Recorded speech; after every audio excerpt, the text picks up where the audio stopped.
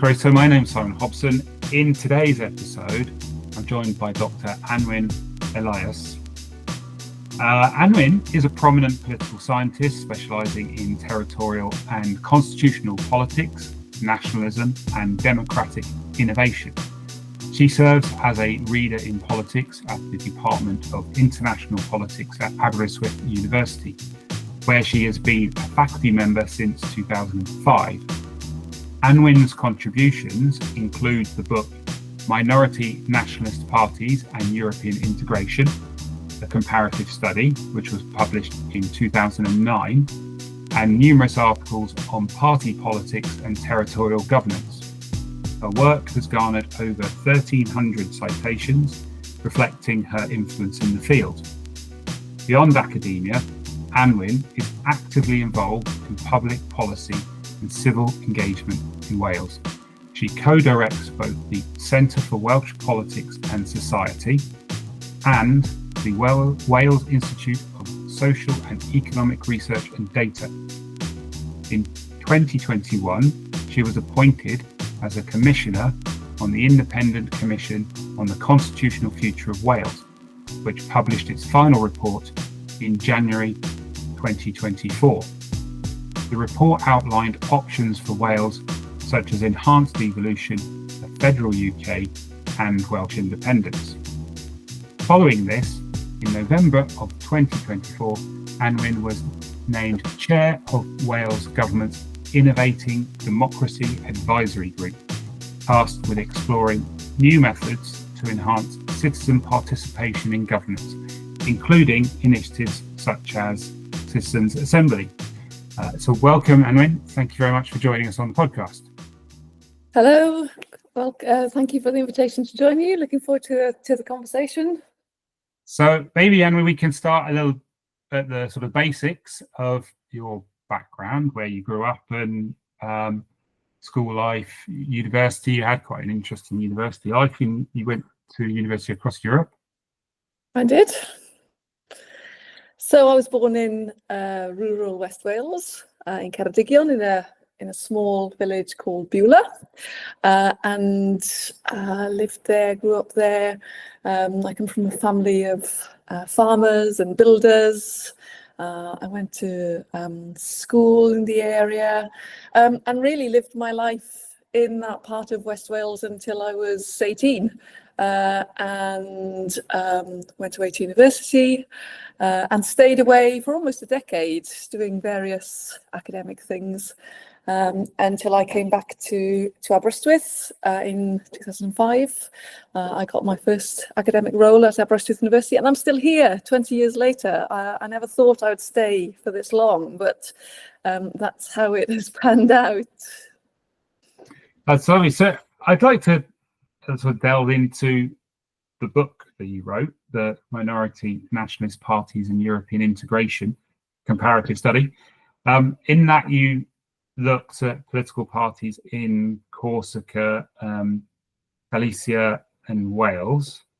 And I was wondering how have those parties concerning European integration evolved, how they evolved their policies to meet the EU policies. So for an instance, like, do they support EU membership in order to access like objective one regional funding, which I understand Wales benefited from whilst the UK was in the EU? There's a common agricultural policy, which obviously places like Wales and Galicia are quite significantly agricultural based, their economies. And then there's the Lisbon strategy, which I understand is there to help drive knowledge based economies in parts of Europe. So are those political parties changing their policies to meet the EU policies? That was my question, really. So this book was written about 15 years ago, so I'll tell you what I wrote then. I haven't actually done that much work on that topic since then, but certainly at the time that I was writing, what I was seeing was this trend towards or calls for a Europe of the regions. And that in particular came after the Maastricht Treaty in '92, creation of the Committee of the Regions. There was this enthusiasm for Europe in places like Wales, Corsica, Galicia, because it seemed to be going in a direction where there might be emerging a political system where you didn't necessarily have to be a sovereign state to have a say at the table, that there might be an opportunity for regions and sub-state actors to have a say without needing to become a state by yourself, in and of itself. So this rhetoric was very strong in the 1990s. So the book was really trying to interrogate that and trying to understand that rhetoric. And actually what I was finding was that there absolutely was this enthusiasm in principle around Europe and enthusiasm for European Union, European integration, on the basis that it kind of heralded this kind of potential for something different. But there was also increasing skepticism that that would actually ever happen, because there wasn't any sign by the 2000s of states becoming less important in EU decision making. So there's this tension between kind of being pro-European in principle, but actually becoming increasingly disillusioned because in practice you weren't seeing this happening.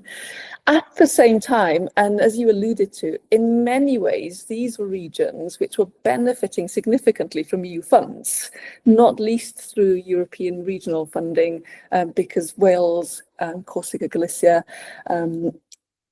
are still, and were at the time, very poor regions of Europe, and so benefited significantly from regional funds, as well as funds for agriculture, the very agricultural economies. So I was exploring in that book kind of this tension between, yes, in principle, support for European integration, and yes, absolutely, wanting to benefit from these concrete policies for your region, but actually at the same time also realizing that Europe actually might not be the solution to all our territorial aspirations in the future. It might not actually give us a way out from these bigger states that we are a member of and that we don't feel serve our needs or understand our needs. So I was exploring that kind of tension, really. I think in the most part, those dynamics continue to be the case. Obviously, Wales no longer within the EU, but certainly in Galicia and Corsica, I think that dynamic and that tension continues to be present. And as far as your knowledge professionally, do you see that there may be a disconnect between maybe political party hierarchy and, if not its membership, the electorate that it's trying to appeal to, in that quite often those that are heavily in live and breathe politics can see a path or envision a path that maybe isn't as obvious to day-to-day people who see, okay, I'm being told that the reason I can't do something is because of the EU, or I was getting this from the EU and I'm not getting this now. And obviously, depending on your political objective, those stories are told in different ways. Yes. So I don't know if you're kind of getting to the Brexit context in the EU, because those kinds of arguments are the ones that were familiar to us in the UK around the time of the Brexit referendum, and kind of arguments about the concrete ways in which we benefit or not from the EU versus a wider popular sentiment about whether or not we benefit from being in the EU or not. And I think that is a challenge that relates not just to Brexit and EU membership, but actually probably more broadly in politics. How do we kind of get across maybe the kind of the concrete, maybe more technical kind of ways in which we benefit or not from a particular policy versus what for many people is a much more emotional, instinctive reaction to politics based on whether or not they think their life and the challenges that they face are being kind of addressed or not. So I think there's a bigger tension there that characterises politics often between, kind of understanding the details or the trade-offs involved in policy making and taking decisions, which aren't always easy, versus explaining that to kind of people who usually don't care about that detail, but actually whose kind of views about politics are really very much driven by their own kind of immediate experience of politics on their lives and how they live those lives.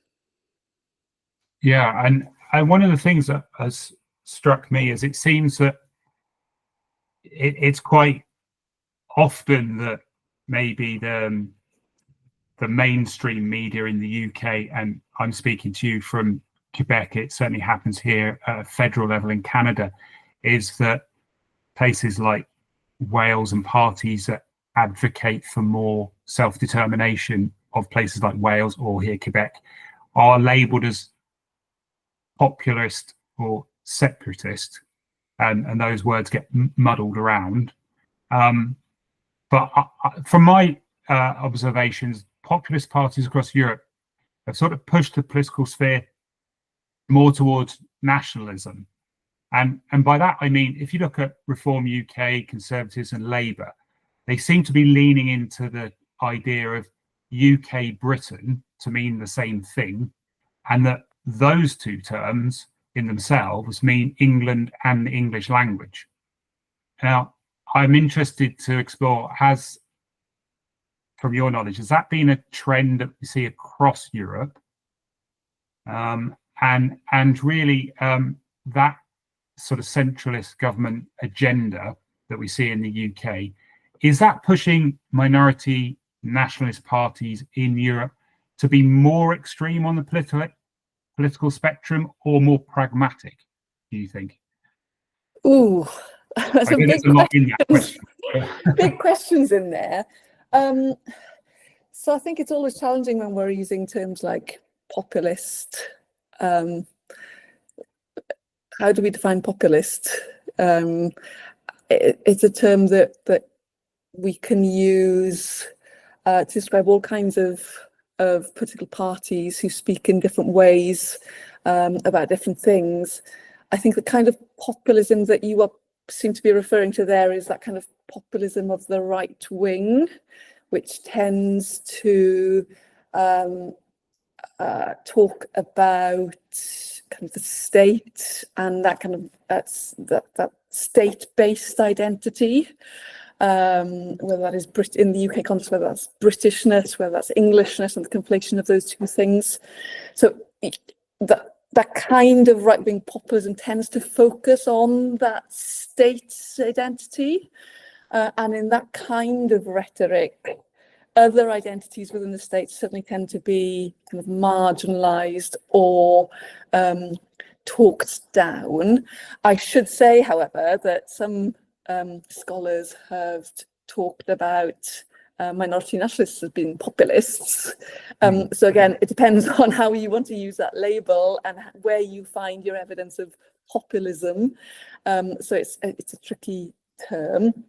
I think there is a trend across Europe of this state nationalism, and this idea that goes along with that actually the state, it's the nation state, the nation and the state kind of go together, they coincide, and that any other claims to national identity or self-determination within the state are therefore less legitimate.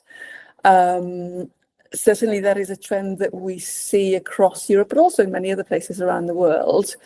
And that does then have an impact on who are your nationalists? In one sense, that is a state nationalism. They wouldn't call it that. Usually it's called more as patriotism or love for the country, but it is a form of nationalism.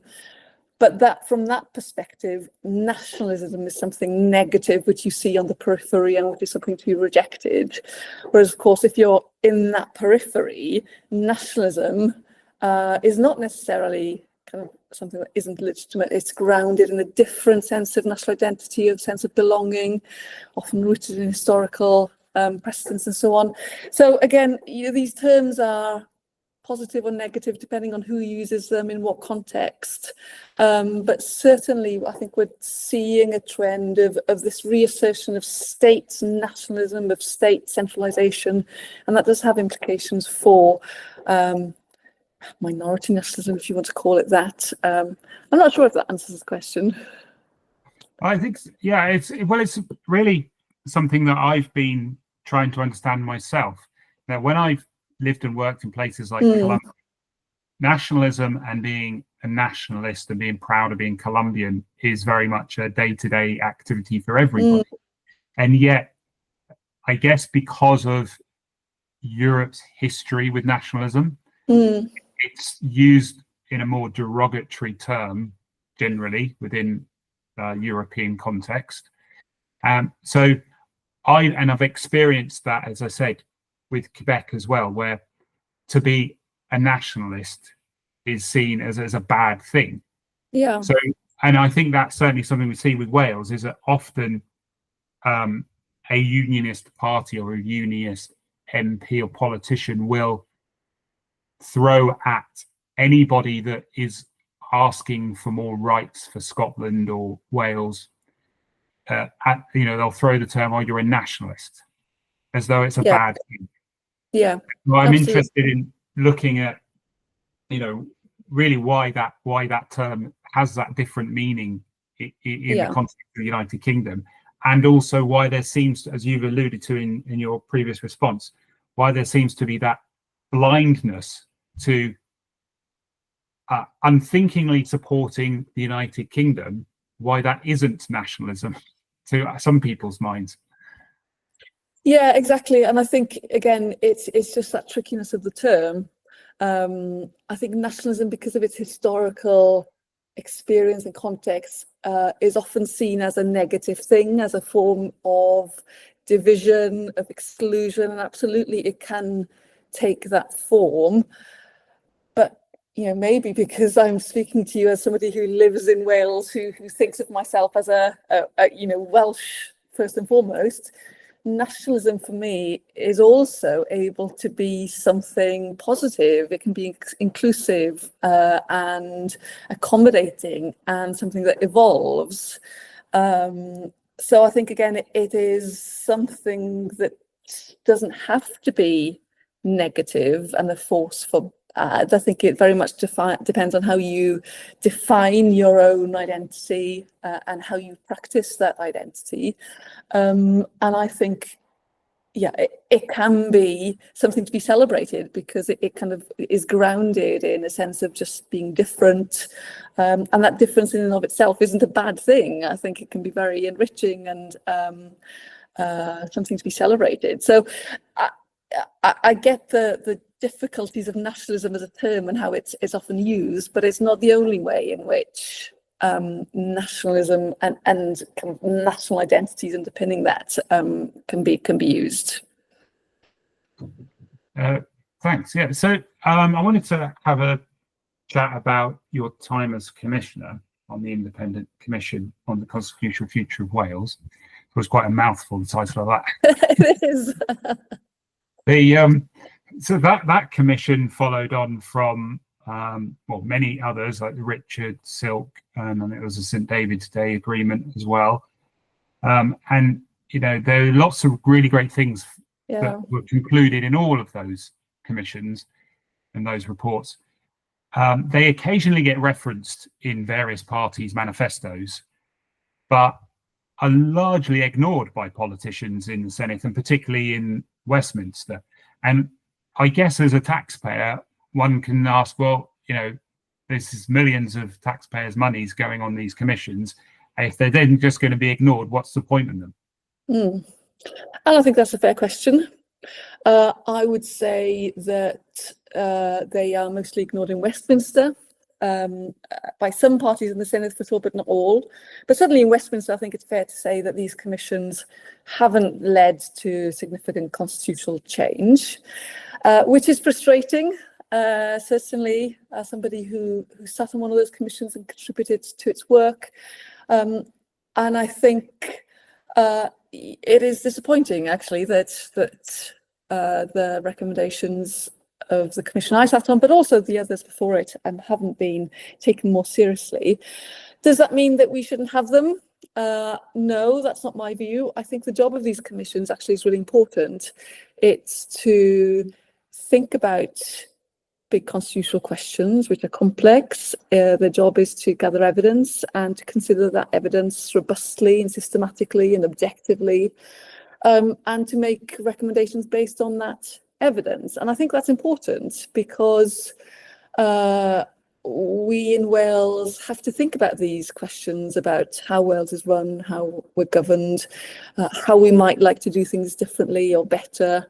And it's important that we think about these things ourselves and not just allow others to take decisions on our part that are not necessarily ones that are the best for Wales. So whilst I accept that they've had little impact, I think it's important nevertheless that we have that conversation ourselves, and that actually through this work that we almost model how we think that these kinds of constitutional debates should happen. That is, they should happen in a way which is grounded in evidence, which does take into account as many different perspectives as possible, and that we make kind of informed recommendations on that basis. I think it's a good way to think about constitutional change. And certainly in the commission that I was a member of, we very much tried to use the process of our work to actually demonstrate how you could have a constitutional conversation differently, not just in Wales, but also in other parts of the UK as well. Because actually I think that constitutional conversation isn't happening in the UK at that level. It needs to, it should. And so through our work, we were trying to show actually this is what you could do if you were to take this seriously and to do it in the kind of way that we try to approach our work. It doesn't have to be a divisive, polarizing conversation. Actually, you can have a respectful debate, which is evidence-based and robust. And so I think there is value in doing that. Even though it's frustrating actually that they don't lead to anywhere. If only they did, I think we'd have a better constitutional setup within the UK, and certainly one better suited to Wales.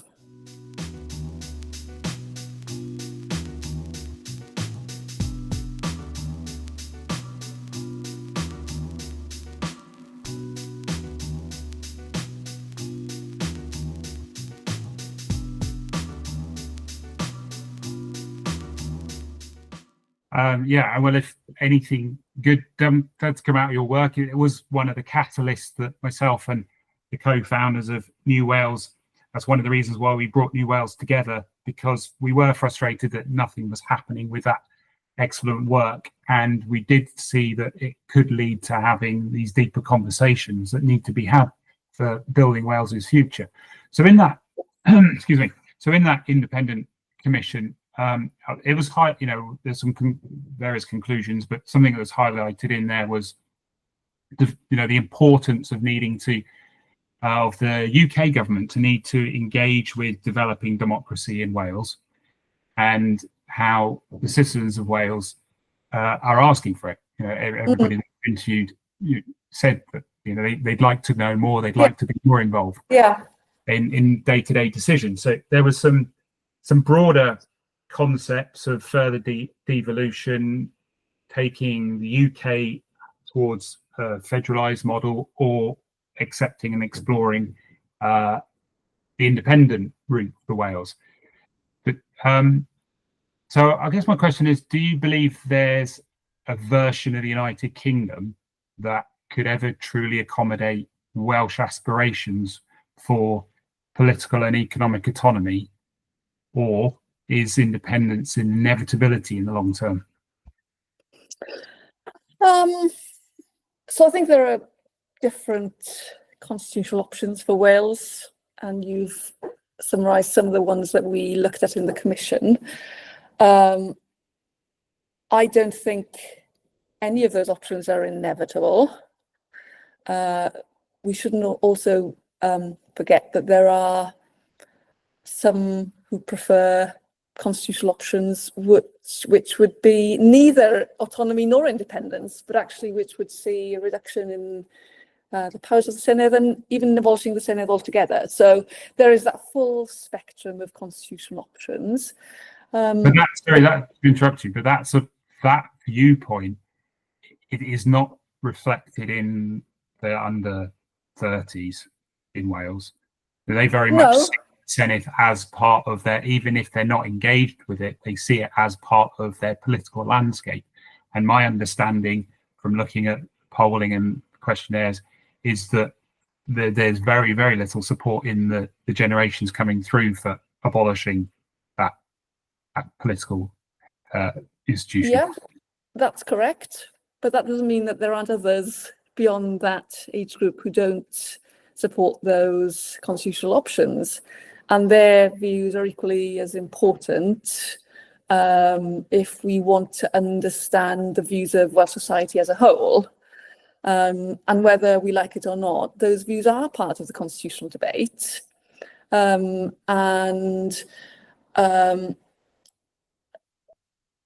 don't think it's my role to say whether one option or not is more likely than the other.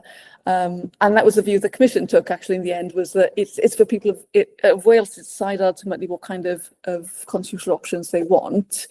What's more important, I think, is actually to understand why do people prefer different options, whether that's independence, more autonomy, abolishing the Senedd, and also to actually give an opportunity for people to talk through those options and to understand different perspectives and to understand trade-offs that come with these different constitutional options, because none of them are risk-free. Some have certain strengths but also disadvantages. Other options have different strengths and advantages. So what interests me is actually more the process of having the conversation and how do we explore those, and how can we listen to other views that are different from our own and understand why do you support this where I think that's a crazy option, why would you want to do that? So how can we actually create spaces for having that conversation, which is not your question to me, but I'm kind of avoiding the question by saying, actually, I think it's the wrong question perhaps to ask. Okay. But interestingly, have you come up with any answers to your own question there, and how do you create that landscape? It's New Wales is trying to do that. Yeah. Trying to engage with different people. We're open to talk to anybody. So if anyone wants to reach out to us, happy to have the conversations, hear their views, me chat to them for the podcast. But have you found a way of doing that? Because politics is increasingly polarized. Yeah, absolutely. And it's not easy. And I think one of the things that we found as a commission when we were trying to talk to people about how Wales should be governed, one of the things that we came to realise was that actually phrasing some of these questions in constitutional terms isn't necessarily helpful, because for most people are not interested in big constitutional questions. They're actually far more preoccupied with thinking about kind of policy challenges that they face in their daily lives. So can you get a doctor's appointment, or those kind of real daily challenges. So the way we approached the question of constitutional change was actually through these more bread and butter policy issues, and using those as a way into thinking about then, well, if you were to do this differently, say in the policy area of health, for example, how would you do it differently? What would that mean for Welsh government having more or less powers or more or less money to do this or that? So I think one way is to think about constitutional questions by almost not asking directly constitutional questions, but getting to the constitutional questions through the issues that really matter to people. And then to do that, I think, again, our experience was that if you can create spaces where people feel supported to understand the issues, have the information that they need to make a decision or informed viewpoint, then actually in that way, you can have the conversations where people are able to understand and interested in understanding other perspectives, creating spaces where you bring together people who wouldn't necessarily meet each other in their daily lives, perhaps because they don't mix in the same circles, they're not interested in the same things. But when you can create those kinds of spaces, there is value there in bringing people together, exploring issues. And if we could do more of that, then actually through talking about kind of concrete policy issues, you can get to constitutional dimensions of these issues in that more roundabout way. Talking about constitutional issues kind of straight off the bat isn't necessarily the most useful way of approaching these things. For some it is, because some people are interested and knowledgeable about these questions, but not everybody. So really leading on from that, you're now chairing the Welsh Government's Innovating Democracy Advisory Group. So what's your view on what do you see as the most radical or necessary democratic experiment, shall we say, that Wales needs to engage with over the next 10 years? Yeah, so I guess the work of this group comes from what I've just said about our realization in the Commission that we need to create more of these kinds of spaces to have different kinds of political conversations. And I think the most necessary thing is actually to do that, actually to create spaces where we can have those different kinds of conversations, and that we help people to understand why those conversations are important, that we help people to understand how things work at the moment, how Wales is run, how democracy works, and that we nourish that interest then in taking more of an active part in political conversations, and that there is a role there for government, whether that be Welsh Government, local government, other public organisations, in creating those spaces where those conversations can happen. And so the focus of this group is to think about, well, how can we actually build capacity to do more of that work? And that's quite a radical shift in two respects, I think. One, it's a shift away from thinking about democracy just in terms of elections. And that's not to say that elections aren't important, they absolutely are. But they are one way in which we practice democracy. I'm interested in thinking about how can we bring citizens into politics beyond just asking them to vote every 4 or 5 years, and then their representatives go away and make policies, and they come back the next time there's an election, and so on. So it's shifting away from just thinking about elections as happening at democracy as happening at election times.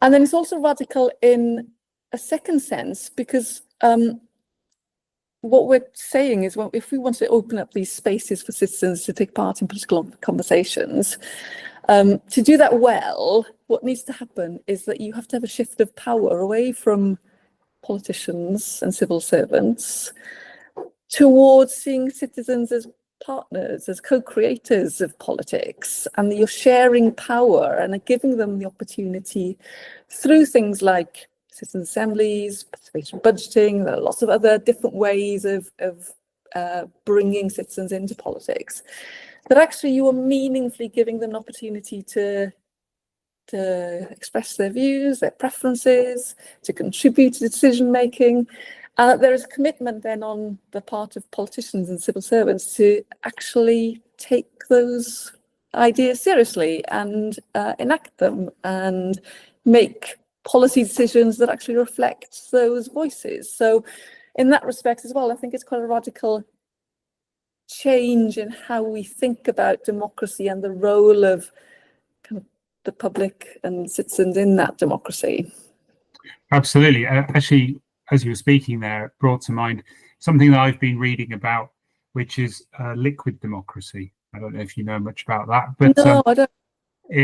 I just read that it's been experimented by some of the political parties for internal elections, but also I think in some of the regions in Germany, and that's very much building, just as you were speaking about, building that idea of citizen participation, but using technology, using the ability to digitize information nowadays, so that you can, as an example, if there is a housing development being proposed for a village, you have a vote as a citizen, but maybe you're not an expert on housing and environmental policy, but your friend is.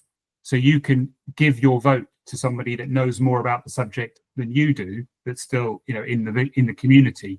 And then equally they can say, well, I don't have time for that. I can pass my 2 votes on to someone else. And obviously this is just experimental at the moment, but I quite like, because it answers a lot of what you were saying.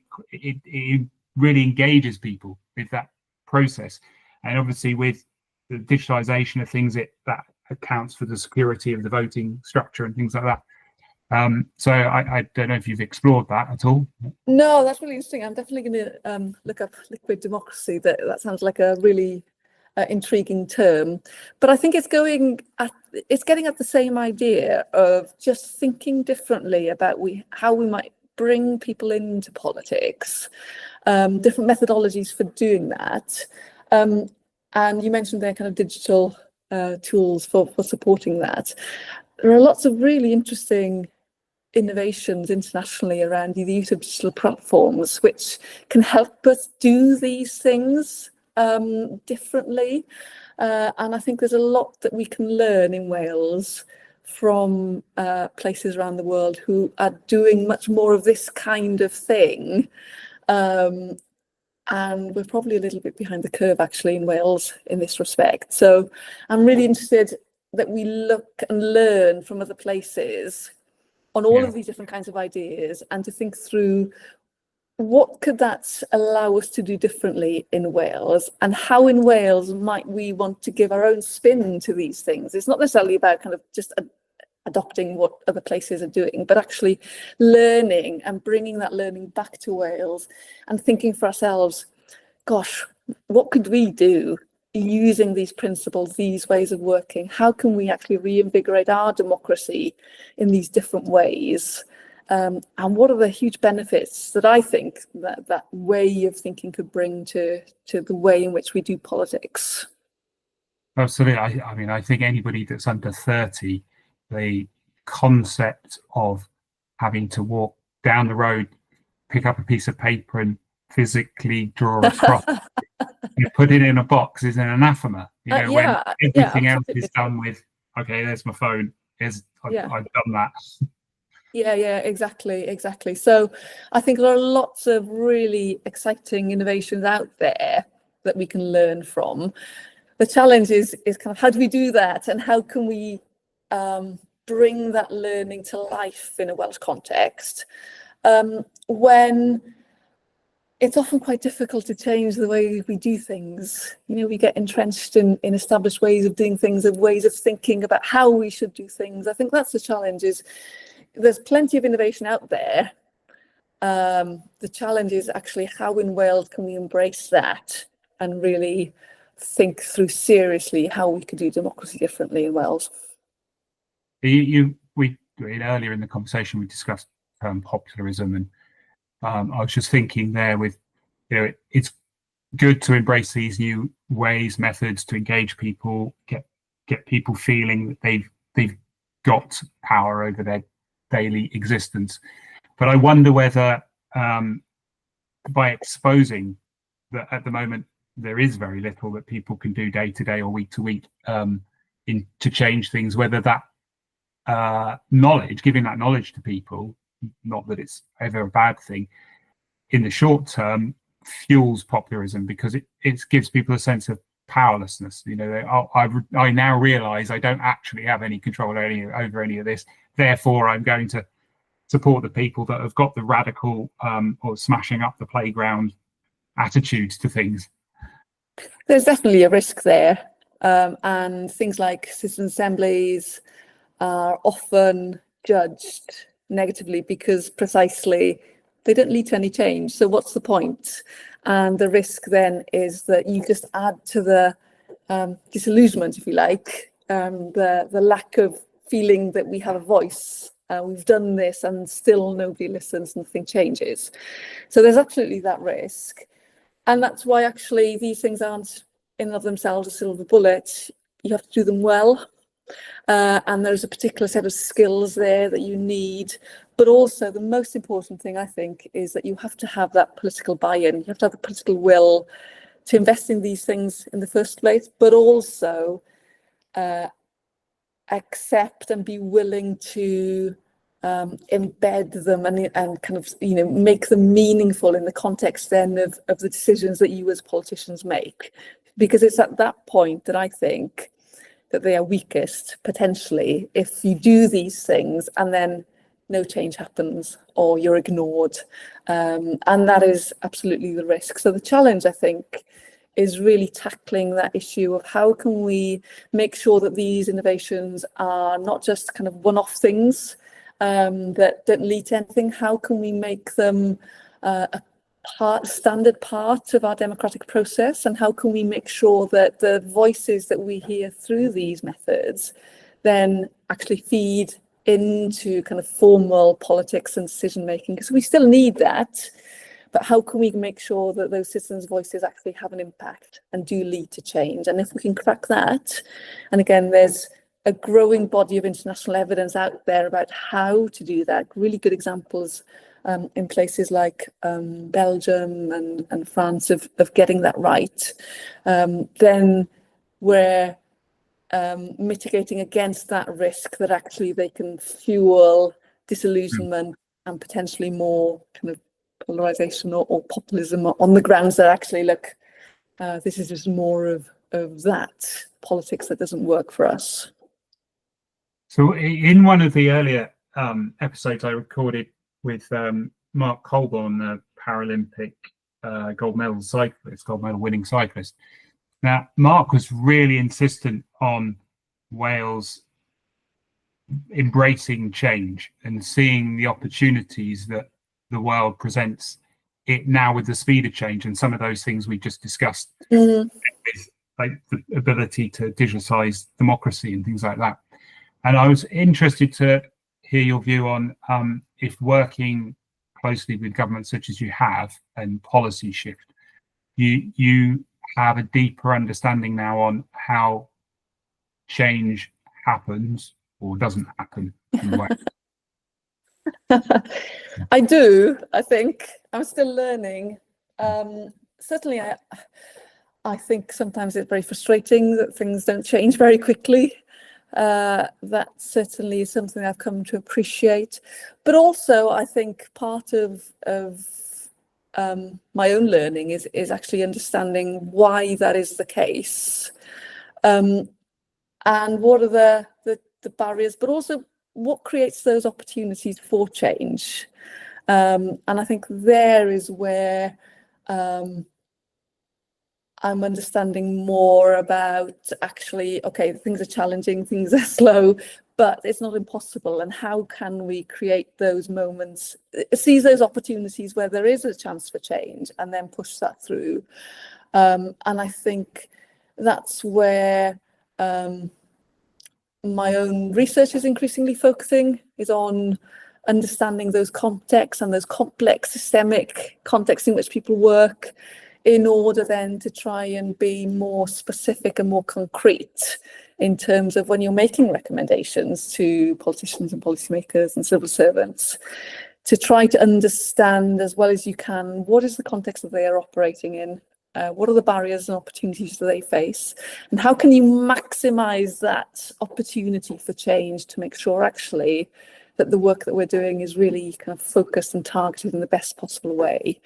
I'm still learning very much myself. I'm an academic, 20 years of working in a university. I would say that I'm still very early on my own journey to understanding how these things kind of happen in practice. But I think that kind of intersection of those different perspectives is really interesting.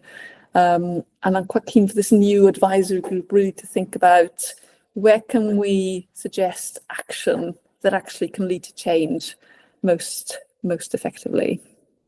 Where do you see Wales in 15, 20 years from now, constitutionally? Well, I hope we're somewhere different than we are now, somewhere better.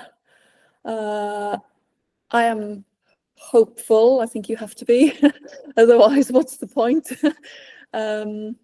I think there are challenges of achieving that, but I think we now, through the many commissions that you referred to earlier, I think we've got a really good sense of what works, but also what doesn't work for Wales. I think we have several proposals for how you could change that. So I think the work that needs to be done now is actually working on that political piece. How do we get support at the UK level for those constitutional changes? Because it has to be, it is only there that constitutional change can happen. And so I think the challenge now is to continue pushing in that respect, to doing the work to show why constitutional change is necessary, and what the process is that we in Wales want to follow to achieve those changes. So I think that is the agenda, and I would hope that actually, yeah, it would be great to see some changes, because whatever constitutional option you prefer or want to advocate for, I think that's up to the individual, but I think it is clear that the current setup isn't working in the interests of Wales for many reasons. So that some change is necessary, I think the case is made. So I think the job of work now is to kind of continue pushing for some kind of process for that change to happen, whatever that change may be. Well, diolch yn fawr. If you speaking, doing, writing another book, anything of that nature happening over the next few months? Well, I think my time at the moment is really focused on getting this advisory group up and running. Yeah. We're a new group. We haven't got much time to work. We're hoping to get some things done so that we can share some conclusions, recommendations before the Senedd elections next May. So we haven't got much time. So we're going to be doing a range of things, hopefully between now and then, to raise kind of awareness of the work that we're doing, to give people the opportunity to feed into our work. And we're still working on the programme of activities. So nothing specific to advertise, but yeah, just keep an eye on the work that we're doing. And I'm really keen to hear from people who are interested in kind of democratic innovations and thinking about doing democracy differently in Wales.